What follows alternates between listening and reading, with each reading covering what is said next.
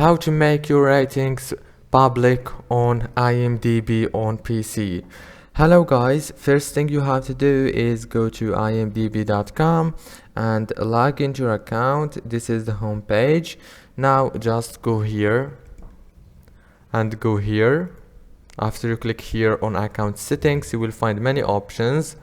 Click on privacy settings and here click on public and click save.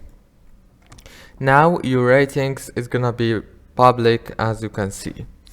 If this video was helpful, don't forget to like and subscribe.